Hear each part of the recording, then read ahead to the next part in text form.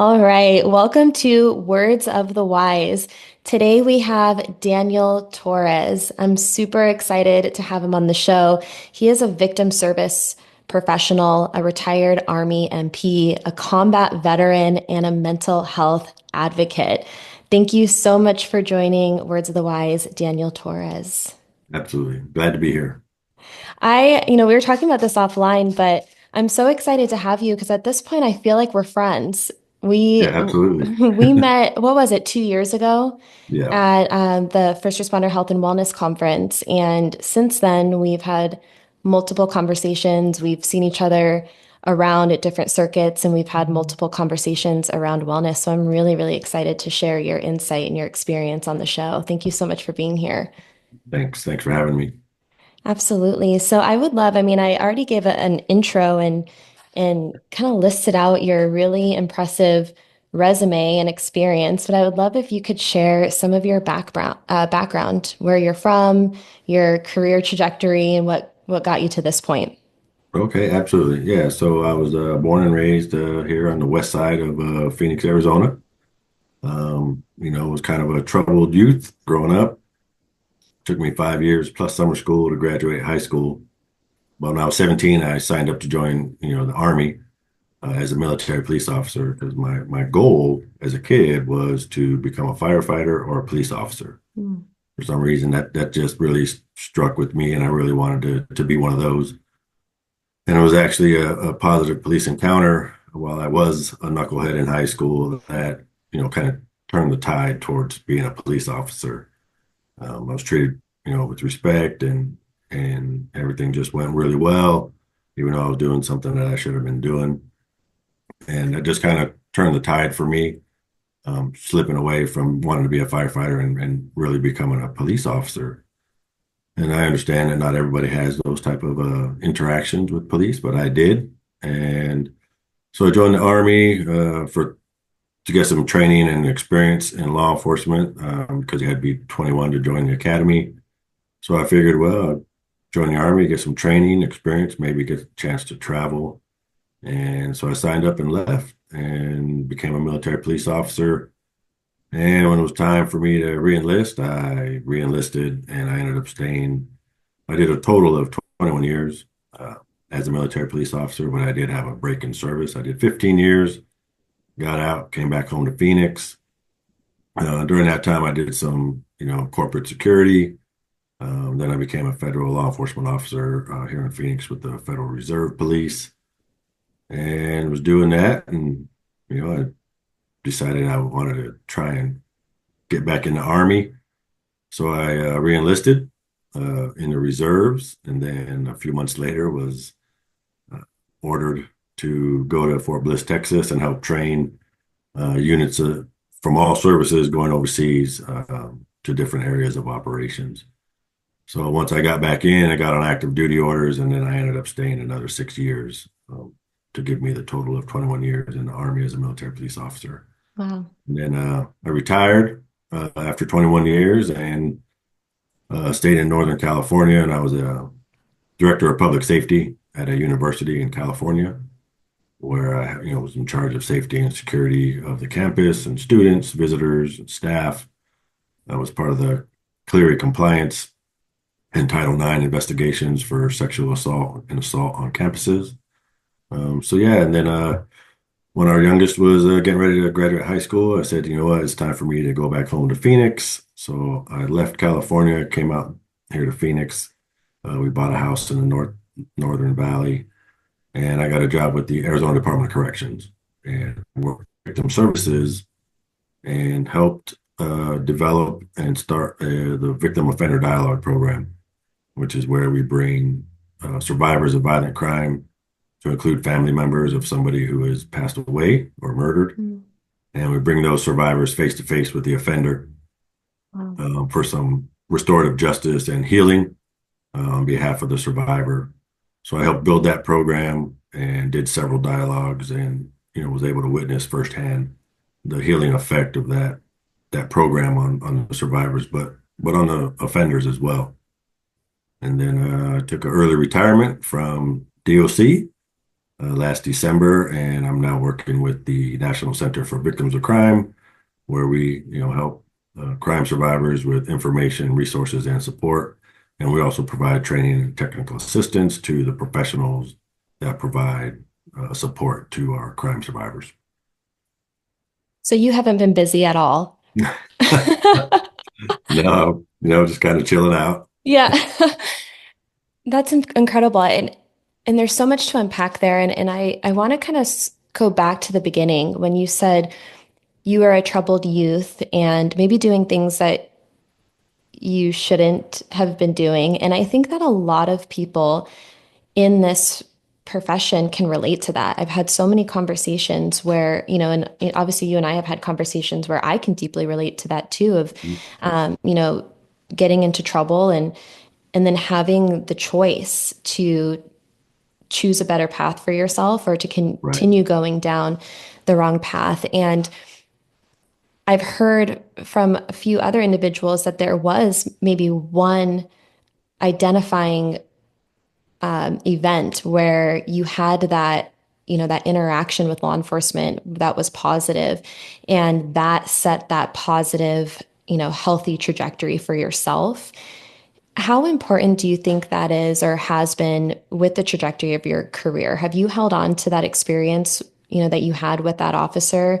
And has that impacted the way that you operated and led, other people over time? Because I feel like when you have those experiences, I think it changes you and it makes you realize that even the smallest of, good deeds or, situations can have a huge impact on people's lives. And it sounds like it had that for you. So did that affect the way that you operated in your career? It did, and it's a little bit interesting because after that incident, and when I made that decision to go ahead and join the Army, then I would come back home and apply for the police academy. There was a couple other things going on. Unfortunately, about 3 weeks before I left to go to basic training for the Army, my dad passed away from cancer, and that was a challenge in and of itself. So I'm 18 years old. I just lost my dad. And that positive interaction with that police officer was still motivating me to continue because I could have got out of my enlistment and stayed home. But my dad, I had a chat before my dad passed, and he said, "No, it's time for you to go out and do great things and become an MP and then ultimately, a police officer after training." So I get into the Army, and I just want to be the best that I can be, based Mhm. on that interaction with that police officer. I want to be the best soldier and I want to be the best MP. So yeah, I think that definitely stuck with me. Unfortunately, I think the trauma I experienced it with the diagnosis and then the loss of my dad kind of overshadowed that positive Mm. experience. And I was 18 by the time I graduated basic and got my MP badge. I was 19 in my first duty station. I was just angry, didn't know Mhm. what to do, and I was started, doing dumb things, drinking, smoking, high risk behaviors. But I was still good at my job, and I kind of credit that to that interaction. It was like this officer was just very professional, respectful, you know, and didn't like demean me or talk down to me. So I always try to do that, Mhm. in my interactions with people. So I think it really did stick with me. But like I said, unfortunately, the loss of my dad and that trauma kind of overshadowed it, and I was trying to figure out how to deal with that while still being, a good officer and soldier in the Army. Right. And I think that it's a testament to you never know what impact you can have on someone's life. And to your point too, because I know exactly what it's like to escape and numb and Mhm. to start going down the wrong path again because of certain life circumstances. And I think that that's such a common thing. I think that we hear these stories where it is that it's like, I want to be the best, but I don't have the resources or really know how. And so what I do is kind of revert back to the things that made me feel good in the past. And we know that, even 10 years ago, wellness resources weren't really offered or readily available. And so back then, were there resources or were there resources that you wish you would have had back then that you think would have helped and maybe helped to set a different trajectory rather than, turning to alcohol and high risk behavior? Yeah, absolutely. And this was the mid to late 80s. I know you can tell I'm a little crusty because of the color of my beard. No. But yeah, so that was the mid to late 80s. And, I remember specifically we were doing training on how to respond to domestic violence calls, because those are some of the most dangerous calls that an officer can go to. And they were showing some pretty gory crime scene photos. And during that training, a couple of my fellow trainees, had to leave the room. And one guy went out and he was just crying, he was losing it. And then another guy actually started, to puke. Mm, And I remember the drill sergeants were saying, those two aren't going to make it. To be a good officer, to be a good MP, you can't let things get to you. You can't show emotion, and you got to have thick skin. So I put that in my back pocket, and I said, okay, well, the only really emotion I'm showing now is anger because I was mad. Um, but then you go to these critical incidents, and I would say my first critical incident was a medical emergency call, and I get there before the EMS or the firefighters, and it's a young lady, young mom who's got a child on the couch, and she's saying, save my baby. And just through training and my own life experiences with my dad, I figured it out pretty quickly that this young girl on the couch was already passed. mm, And for some reason, I removed her from the couch, put her on the floor on the carpet, and I started performing CPR. And as soon as I did that, the young mother said, instead of saying "save my baby," she said, "Thank you, thank you for saving my baby." So the firefighters come, and she was cold to the touch, and she was passed. Firefighters come and look at me like, what are you doing? I'm a young private in the Army. I'm just doing what I thought was best. mhm, But I looked over to the young mother, and they took over CPR. They did everything, put her on the gurney, got her out of there. I got all the information I needed for my report, and I go back to the MP station and I turn it in and explain to the desk sergeant what happened, and he's like, good job, get back out there on the road. So mhm, there was no debrief, there was no sism, there was not even a hey, after you just experienced that, how are you feeling, or do you want to talk about it? It was get back to work. So that's what I did. I just continued to shove those emotions into my rucksack, and mhm, I just went out there and tried to be the best MP soldier that I could be. And that's what kind of set my trajectory. And then again, dealing with my situation, and then those critical incidents, that I had a few more line of duty death. I didn't know the MP that passed away, but I would see her in in the chow hall or at the MP station during change of shift or whatever. And I was like, man, I got to figure this out because I was just doing the dumb stuff. And so one of my leaders finally said, "Why aren't you Catholic? Why don't you go talk to the chaplain?" And I said, "Man, that's a great idea." And I said, "So let me go get some guidance and support from the chaplain." So I go to the chaplain, I pour out my heart, and tell him what's going on and what I'm doing, and I need some help. I got to figure this out because it's not sustainable. So he gives me a pamphlet and says, "Well, read this, and if you have any questions, come back and see me." And I said, "Well, that didn't go the way I expected." right. So I left. I threw the pamphlet away, and I went right back to drinking and high risk behaviors. Go through, some training, some traffic accidents and more critical incidents. Just doing my job as an MP. And I said, man, I got to figure this out. So I go back to the chaplain And I said, well, let me give him another chance. Maybe he was having an off day. Mhm. Again, he doesn't remember me. And I get it. There's 400 people in our unit. So, you know, so I pour out my heart again, explain the situation. I said, look, I'm really trying to figure out how to get through the loss of my dad, do my job, be a good MP. And this time, at least he handed me a hardback book. And it was like how to grieve the loss of a loved one. And he's like, well, read this book. And if you got any questions, come back and see me. And I said, wow, that did not go as planned. So that was strike two. Mhm. I left that meeting and threw the book away and just that set my trajectory from there. And I said, well, I've asked for help or support and I'm not getting it. So I'll just do my own thing.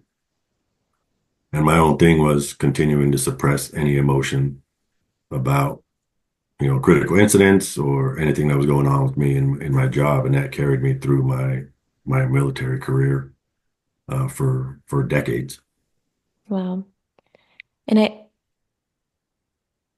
I think, I mean, how many people don't have the self-awareness to even ask for help? And then when you have the courage to ask for help and you don't have the resources, how disheartening that is. And, Right. I think that we're doing better now. We are. It seems to be that way.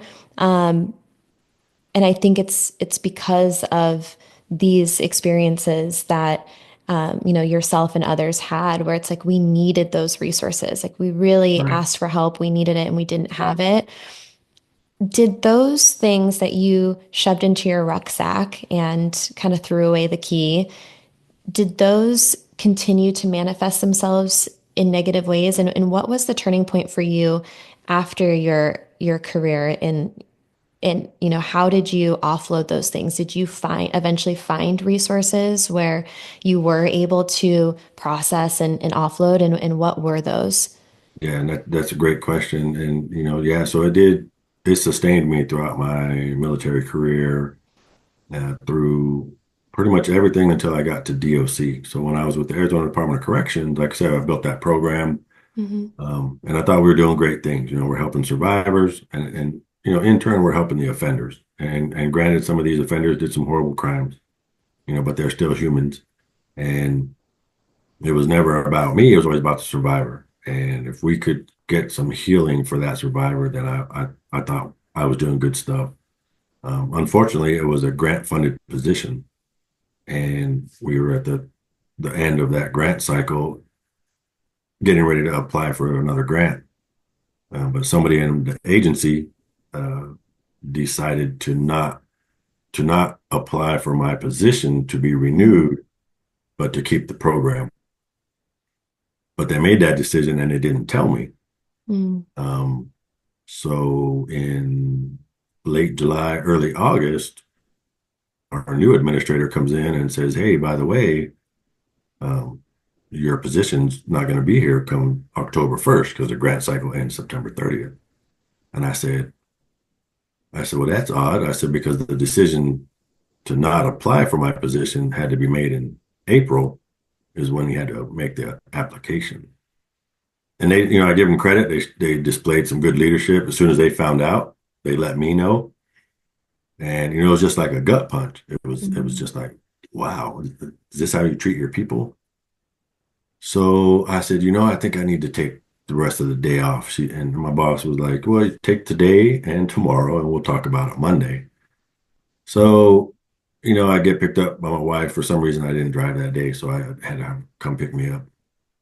And I was just like, that doesn't make sense.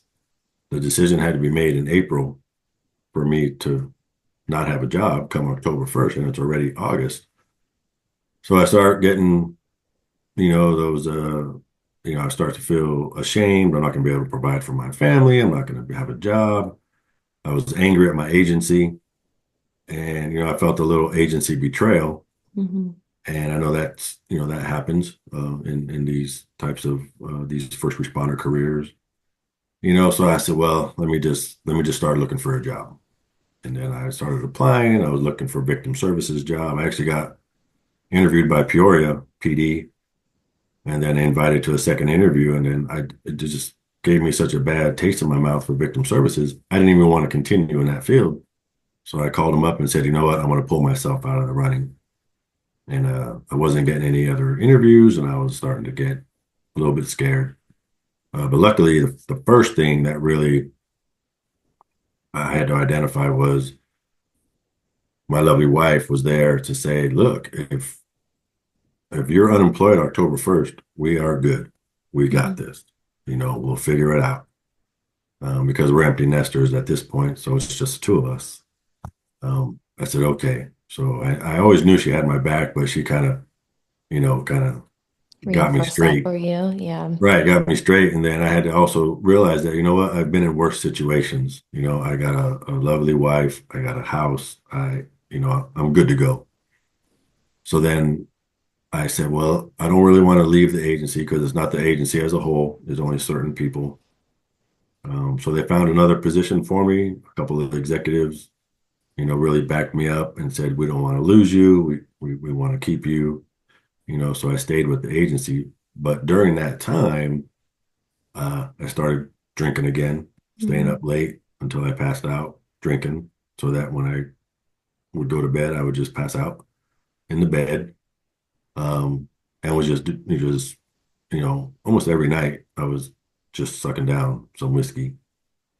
Um, and then I had one thought at one point, I said, this could all end if, and I stopped right there and I never completed the thought, and the thought never entered my head again. Mhm. Um, but it was, I was in a downward spiral. It was a very dark space. I reverted back to alcohol as my friend, and it just wasn't working. So then I get my lovely wife to have my six. I figure out, I've been in worse spaces. So I actually reached out um, to it's like I guess you could call it like a peer support group on Zoom. It's called The Power of Our Story. And it's first responders and military just kind of sharing their stories, struggles, mental health, whatever it is, and successes. So I found that group. I started to participate and I shared my story. Um, and it's just really, it's so to me, it's really the power of connection because I connected with Mhm. other people that were going through similar situations. And some of them were, from 10, 20, 30 years back. And now how they've kind of, crossed that bridge to the other side and they're in recovery. They're doing good things and they're living a positive and energetic life. So I found that group, and then through that group, I met another individual that is part of a 5-day retreat for first responders and military who've been, um, you know, diagnosed with PTSD or PTSI. I call it PTSD. That's what it is. I got TRICARE Right. insurance. So for me to get insurance and treated, I have to have a diagnosis of PTSD. Sure. So I had to come to terms with that. So during that transition, being able to become vulnerable enough to admit that I saw some stuff, experienced some stuff, and that I need some support.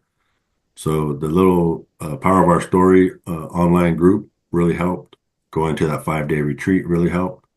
And then actually reaching out for mental health support and going to therapy helped. And I went through iterations of EMDR to Mm. help me process everything that I've stuffed in that rucksack for 30 plus years. So I think the main thing that helped me on my path was identifying that it's okay to ask for support and it's okay to be vulnerable enough to share your story with others because you never know, like you said, you never know, how your story or your interaction with somebody is going to affect them. Mm. And there's so much power in sharing your story because I do think that regardless of what profession you're in or what life experiences you've had, but I think especially in this space, I think everyone still kind of feels alone.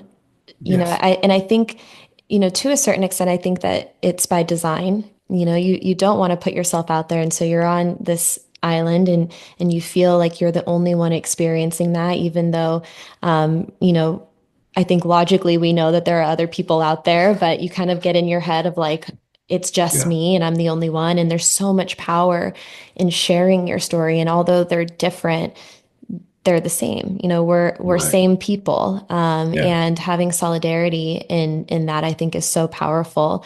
And I really do appreciate you sharing your story. And I know that there are a lot of listeners who can relate to you and who can find inspiration for, finding that strength in vulnerability. Because I do think for so long, and it's still, I think, we say it all the time of like it's so much stronger to be vulnerable, but it's Yeah. still such an uncomfortable thing that It it is. hasn't been fully adopted by everybody yet. And so to continue sharing that message of like, you are not weak if you are vulnerable and you are asking for help.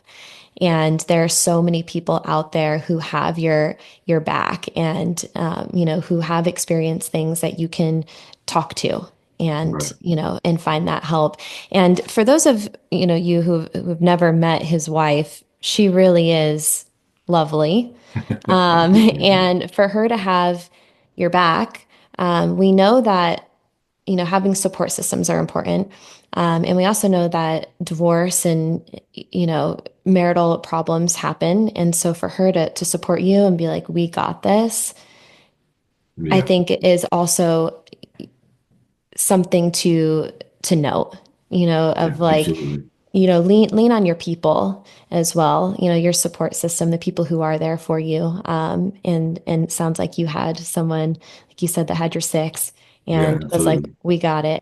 Yeah. So thank you for sharing that. Yeah. Yeah. Oh, go ahead. I was just gonna say, it's like you said, our stories are the different but the same. And I've been saying that, I say our stories are similar but different and different Mhm. but similar. And you just don't know the impact you're gonna have by sharing your story. And a prime example was I presented, a little presentation at an in-person conference, and there was a young firefighter, in attendance, and he just seemed a little antsy and whatnot throughout. So at the end of my presentation, he came up and just asked me, with everybody, after everyone left, and he just asked me, what do I think would have helped that young MP when the chaplain kind of Mm-hmm. failed me, and if there's anything that would have changed my trajectory after that second time. And I said, it's a great question. I said, I think if that chaplain would have just maybe put his hand on my shoulder and said, I'm here to listen, and then just listened non-judgmentally and then said, you know what, let's figure this out. Let's come up with a plan, or this is what you can do. Instead of just giving me a book or a pamphlet, I Right. said, that may have changed that young MP Torres's trajectory. Um, but then I told him, I realized that I don't think it's too early in someone's career to ask for support if they need it. And it's definitely never too late to ask for that support. If you've been doing what I was doing and just suppressing everything for a very, very long time. Absolutely. Even just the smallest amount of empathy would have gone such a long way. And, Yes. it's so funny because I think that it's so much easier to talk about things and to do things. And you talked about sharing your story and being vulnerable. And I had my own experience with that. And you and I have talked about this before, but I don't think that I shared my stuff until maybe 2 years ago. And I found that strength through this community. Hmm. I always tried to present myself as being perfect and I'm good, everything's good. Yeah. Didn't want people to know the messy parts of myself. And it was through this community where I had a chief look at me and say, all right, tell me your story. And I was like, what? Yeah. I don't want to do that. What do you mean? And then um, I found so much strength Hmm. through that sharing. And I think you're right. I think that even though everyone's stories are different, when you can share that, even if it's the smallest little bit where someone can, grab on, and feel either not alone, or maybe it jumpstarts their trajectory of asking for help, or, almost now feels like a duty, Right. you Yeah, know, absolutely. like it, Yeah. it's now like our responsibility. to share so that we Yep. can help others Yeah. and we can break that stigma on, on asking for help and not being okay. Yeah. And part of it, I think, is just how we frame stuff, because I've had people say, "Oh man, we're gonna try, some type of breathing or even the word yoga." I know. I think you know that, so when you change it to, instead of, we're gonna do some type of breathing, they say, "Hey, we're gonna do tactical breathing." So when you call it 100%. tactical breathing, people are more in it. So I just tell people that I didn't ask for help, I asked for support. And Mm, if that's how you have to frame it for yourself, for you to be able to do that, then that's what you have to do, So it's really a lot of, from within, figuring it out. And a couple other things I had to figure out was that it's okay for me to be Daniel and not Ranger Torres, because when I was a young corporal in the Army, I was lucky to go to Ranger School, which is a infantry leadership school. And, it's a pretty tough school. So I was proud to make it out of there. But once I graduated Ranger School and got my little Ranger tab, I became Ranger Torres. mhm. And that carried me through my career. It was like anytime, there was this mission or whatever, it was like, hey, get Ranger Torres, Ranger Torres. So I had to lose that persona of Ranger Torres. Ranger Torres is still a part of me, but it's not who I am, Mhm. and I know a lot of people, they get stuck with that, but that's who I am, is I'm a SWAT member, or I'm the fire captain, or whatever it is. And that's how they think that they're, that's who they are. It's not. It's what we do. It's our profession. It's our job, and it's what we do.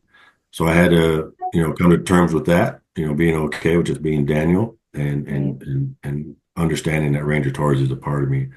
But I also had to lose that social comparison, because I would go to webinars or conference presentations, and this guy's a SWAT member with 25 years and done all this crazy stuff, and I didn't do any of that. Or you Mm, see people who are injured, you know and I still have all my limbs, I got my eyesight, and it was always, well, my story or my injuries aren't as bad. And that's another thing that my lovely wife Melissa helped me realize, is that it doesn't matter. Everybody's got their own story, their own circumstances, but they still may be similar. So losing the persona of whatever title or job that I had was big, and then losing that social comparison and not worrying about, well, this person, has done this job for so many years, or, their injuries are worse than mine. And right. those two things I think were also very important in me, moving forward. And I tell people now, my vulnerability is my strength, and Hmm. it just feeds my resilience, and Hmm. that helps me carry forward. I love that. And I love that point that you made because I haven't heard anyone say it this way before, but I know I've done this before too, where it's almost this trauma comparison, Hmm. where you're like, oh, well, they've been through this, and so I didn't have it that bad. And therefore, there's shame in feeling like you need help because, Hmm. they have it worse than I did. Absolutely. And I love that you made that point because I don't think that we talk about that Hmm. enough. Yeah.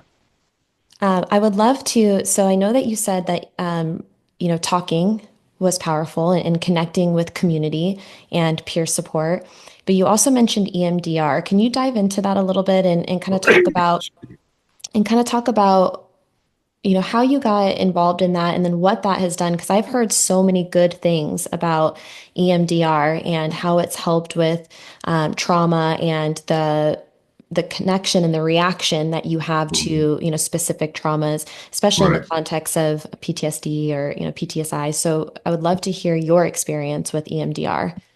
Yeah, absolutely. And just so people know, my lovely wife Melissa is a licensed professional counselor, so I heard of it before, Okay. and once I went and I found a she was actually a licensed clinical social worker, but she had experience with veterans, with military, and with first responders. So I went, first did that intake, and then we talked about my goals, and then she mentioned, I think you would be a good candidate for EMDR. And at this point, I was willing to try anything. Hmm. Um, so I said, sure, let's do it. So, we go through the protocols, we find my safe, quiet place, and we talk about which traumas, because I had 30 plus years of stuff. Right. So we picked a certain trauma, and we just go through the protocols, and it was the very first time I did my first session of EMDR. It was, just her asking me questions, me responding, and then it was just like tears just came from my eyes. It was just I had no control, and just answering the questions, and they're tough questions because it was about that young girl, Hmm. um, because I felt I should have been there sooner. I could have done something different. I could have saved her. The guilt of that, and some other incidents where it was kind of similar with CPR and stuff. So yeah, just going through that, and really just allowing myself to have that open mind to process those incidents and those traumas without any, fear, or, trying to not be fully in the moment of that EMDR session, I think really helped. I was a little taken aback by the fact that I just started tearing. I mean, like, uncontrollable. I had no control, but I just pushed Hmm. through, and we got through and processed everything. Um, yeah, and I did several sessions. And we did some other stuff, just talking about everything that I had held in for so long. And I think the tears were because I knew I held it in for so long, and I, not only shouldn't have, but I could have continued to ask for support after the chaplain failed me, Hmm. and that might have changed my trajectory. But I credit my EMDR sessions with giving me the perspective of I did everything I could in these different situations, these critical incidents, and that I should not be ashamed or feel guilt. And that's hard. It is hard, Right. but just understanding that, yeah, okay. And so now I work on my breath. I do breath work.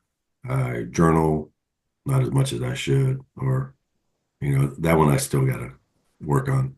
Sure. No, but just identifying um, those body reactions when something's happening, or I see something or hear something. Again, I think the breath work is really helping me, and just identifying how my body reacts, and being able to work through it, instead of be afraid of it and try to suppress it. So I think all of that with the mental health professional, the EMDR sessions, and the other things that we did have really helped me to get to where I am today. Yeah, absolutely. And that's something that I personally have been wanting to try as well. And it isn't something that I've done yet. And I've heard so many good things about it. And, obviously I do my breath work and my yoga and all my things, but I think that that could be a really positive addition. So I appreciate your feedback on that because I think now I have no more excuses. Just need to try it out. Um, I know that you do a ton of work with, victim services and you're a mental health advocate. What is your why? Like your wellness why? What is it now? Because obviously things change over time and, throughout a career and as we get older, things change. If you could say right now, like what is your deep reason why you do the things that you do and why this is a passion of yours, what would that be? That's a great question. And I think because I became, a part of being in the service of others, early on in my career, joining the military, something that's greater than yourself, and then continuing and kind of evolving into the victim service world is just really to help others. And I've been a father to a crime survivor that was a child, so I come at it from both lenses as the a few different lenses as the officer, making arrests, working in corrections, seeing those that committed crimes and really helping them while they're incarcerated, helping the survivors and helping them get that healing. So I would say it's always been in my blood or my DNA to be in the service of others. And now that I've, achieved a certain point in my life, I feel that I want to just continue to give it forward or to pay it forward and to help others who are suffering, and hopefully prevent, people from suffering. So I think it's really just a deep rooted sense of service, being a servant leader and making sure that, I'm doing okay, and I want to make sure others are doing okay. And I think too, I mean, and you can correct me if I'm wrong, but I feel like all of our past experiences create that why and have that deeper reason. And it almost becomes your superpower. Like all the heartache, all the trauma, all the experiences over time now become that superpower to be able to help others in the way that maybe you wish you were helped. When you were, early in your career, or maybe, how you wish things could have been different, and being that advocate and that person who pushes that forward, and maybe if we didn't have those experiences in our past, we wouldn't be where we are and have that driving force and that superpower behind the things that we do to be able to create that change and be that person for you know forward progress and Yeah, help. yeah, absolutely. I think so. It's I think, I'm very passionate about it and just trying to do the best I can and to continue doing that and pay it forward. Yeah, and I think you're doing an amazing job. Like I said before, we've had so many conversations, offline, and I think you're so inspiring, and I love all the work that you're doing. I mean, you're traveling all across the country doing good, really good work. And so, I appreciate you and the connection that I've made with you over the years. I think that you're doing great, great work. I have one more question for Okay. you. Um, if there was one piece of advice that you could give to someone in this profession who's just starting out when it comes to wellness, maybe something that you wish you would have known earlier, or something you would have listened to earlier, what would be those, words of wisdom that you would want to share, or that piece of advice that you would want to give to someone, earlier in their career that can help set their trajectory? I think it would be to go ahead and understand that it's okay to be vulnerable, to ask for that support, Mm. but also to continue seeking support if that first person or that second or third person you reach out to for support, um, doesn't doesn't give you the support you need to continue to look for that support. Don't give up on your mental health because the others you ask for support are not there or not giving their all to you for that support. So I would just say, you know, identifying that it's okay to ask for support and to continue to ask for support, even when you hit those obstacles or don't feel you're getting the support you need to continue to ask. And it's just realize it's okay and you're not alone. It's great advice. Thank you so much. I really appreciate you being here with me today. Thank you for your time. Thanks, and I really appreciate you and what you are doing for those of us in this space through yoga and everything that you're teaching our not only our young recruits but also the us crusty old guys too. I appreciate that. Thank you so much. All right, thanks.